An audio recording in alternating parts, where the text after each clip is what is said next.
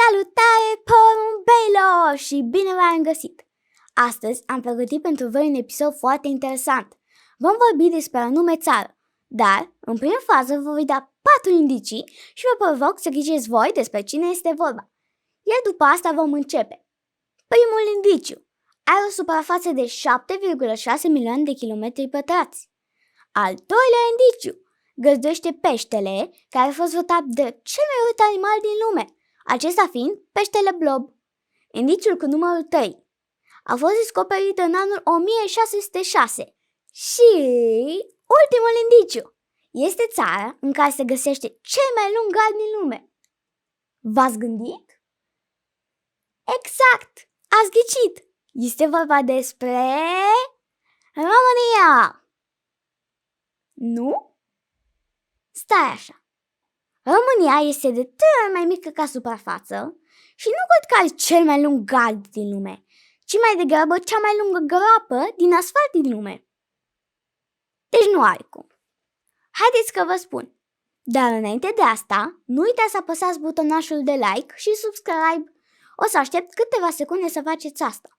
Iar după vom începe.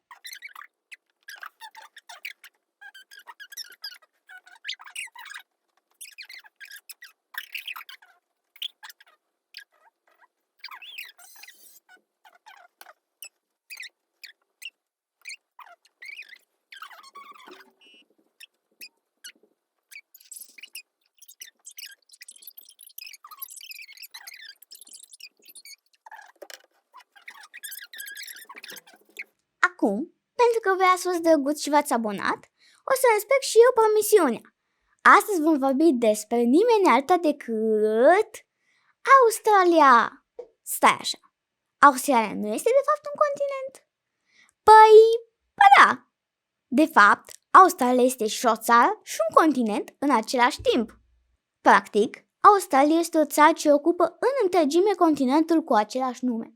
Se învecinează la nord cu Indonezia, Timorul de Est și Papua Noua Guinee. La nord-est, insulele Solomon, Vanuatu și Noua Caledonie. Și Noua Zeelandă la sud-est. Dar haideți să vedem cum a fost descoperită Australia.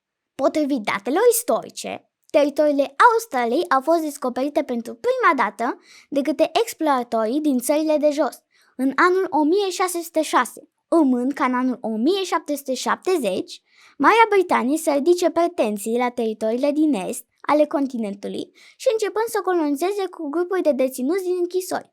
Drept urmare, populația a început să crească constant în următoarele decenii, iar zona a fost explorată complet. Însă, ultimele descoperiri au arătat că există o hartă care a fost desenată în anul 1542, adică cu 64 de ani înainte ca exploratorii din țările de jos să o descopere, pe care este înfățișat un al 6-lea continent, situat fix în poziția în care se află Australia. Această zonă este denumită drept Java la Grande, iar istoricii sunt de părere că portughezii au scos aceste descoperiri pentru a avea anumite beneficii economice. Când spui Australia, te gândești la canguri, urși koala și la plaje spectaculoase.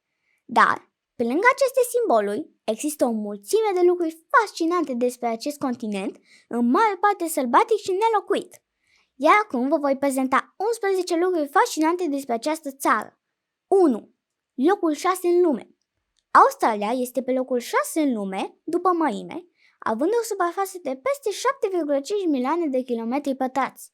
Mai exact, 7.617.930 de kilometri pătrați.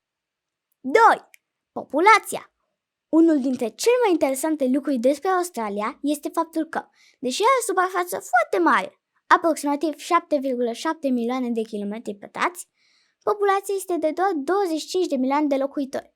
Ca să vă faceți o idee, România este de aproximativ 32 de ori mai mică și are aproape același număr de locuitori. Acum știind asta, parcă mă simt așa de îngrămădită. 3. Numărul 2. 3.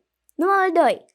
Un alt lucru foarte interesant despre Australia este faptul că aici trăiesc de 3 ori mai multe ori decât oameni. 4. Votul este obligatoriu. În Australia, orice persoană peste 18 ani este obligată să meargă la vot.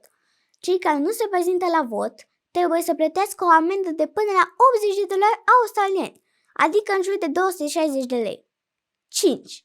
Primii polițiști din Australia au fost 12 deținuți. Da, ați auzit bine! Cum Australia a fost o colonie penitenciară a Marii Britanii, prima forță de poliție de pe continent era formată din deținuții care aveau cel mai bun comportament.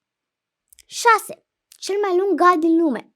Când vine vorba de curiozități despre Australia, nu putem lăsa deoparte faptul că această țară are cel mai lung gard din lume. Gardul Dingo are lungimea de 5614 km și a fost construit în anii 1880 pentru a ține câinii dingo departe de zona fertilă din sud-estul țării. Întreținerea gardului costă autoritățile aproximativ $10 milioane anual. 7. Capitala țării înființată pentru a rezolva o dispută. Canberra, capitala țării, a fost creată pentru a pune capăt rivalității dintre Melbourne și Sydney, orașele care aspirau la statutul de capitală. Canberra a fost înființată pe 12 martie 1913 și este situată la distanțe aproximativ egale între Melbourne și Sydney. 8. Animale unice în lume. Deoarece a fost izolată de restul lumii timp de mii de ani, Australia are o faună unică. Printre animalele care pot fi găsite doar pe acest continent se numără canguri, căca și koala.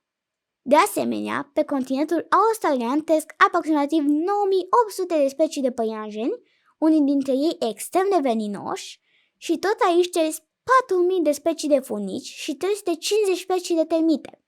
9. Găzduiește cel mai mic cangur.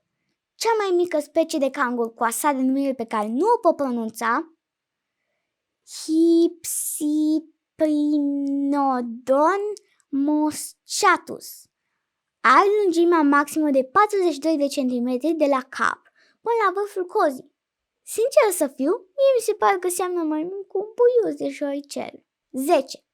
Cea mai mare insulă de nisip din lume. În Australia se găsește și cea mai mare insulă de nisip din lume. Insula Fraser are o lungime de 123 de kilometri și este situată în apropierea coastei de vest a țării.